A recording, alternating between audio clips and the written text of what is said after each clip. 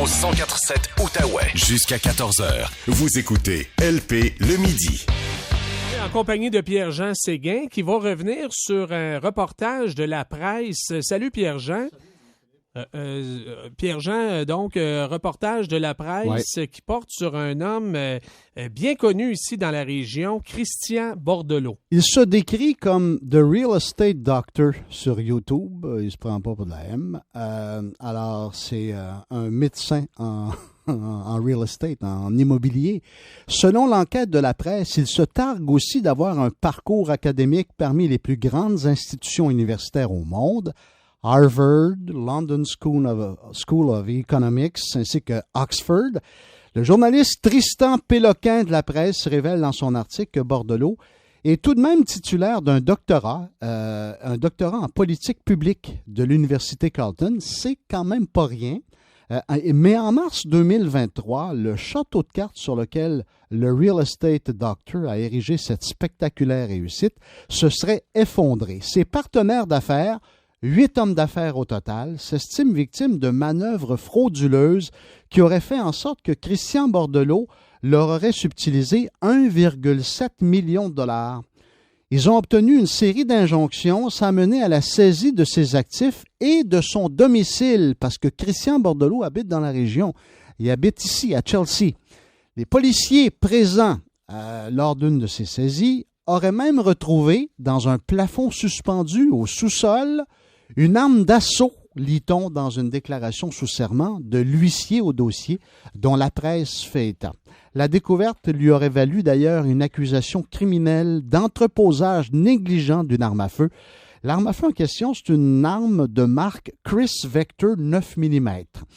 Il ferait aussi face à des accusations de harcèlement criminel contre une personne de son entourage pour des faits qui seraient survenus dans les semaines suivantes. Il a plaidé non coupable dans les deux cas. Il est important de préciser évidemment que rien de ceci n'a été prouvé devant les tribunaux. C'est au niveau d'accusation. Alors, pour l'instant, il est innocent, il n'est pas coupable de quoi que ce soit.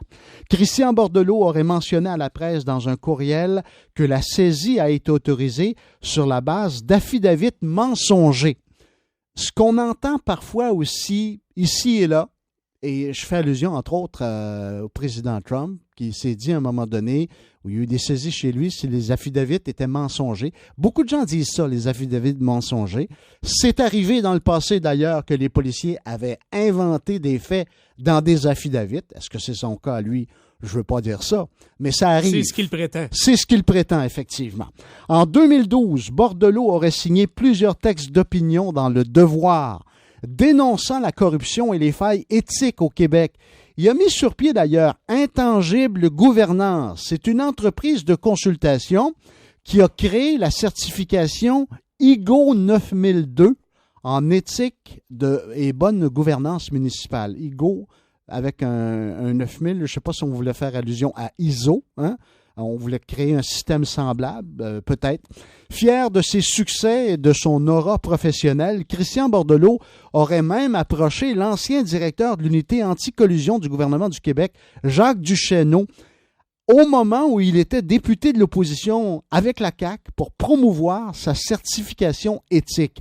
Et l'ancien chef de police de Montréal a même signé une lettre de recommandation pour Christian Bordelot, soulignant son travail exceptionnel et extrêmement utile dans l'élaboration d'un rapport sur les indicateurs de performance anticorruption pour l'Assemblée nationale du Québec. Écoute, il était vraiment impliqué et il était rendu haut, là. Oui, il y a eu, en tout cas, on lui a donné une certaine crédibilité. Absolument. À cette époque-là, visiblement. Absolument, oui.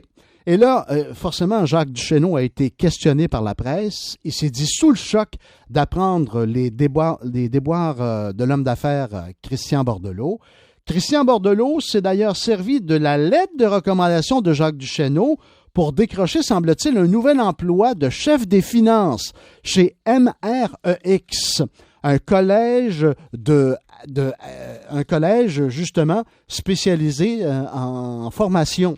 Alors, il s'est servi de la lettre de référence de Duchesneau pour obtenir cet emploi-là, un emploi de quelques 1000 $, mais là, il aurait exagéré dans ses dépenses et à un point tel où tout ça aurait pris la tournure d'injonction, de saisie, entre autres à son domicile. Bref, une affaire qui n'est pas finie.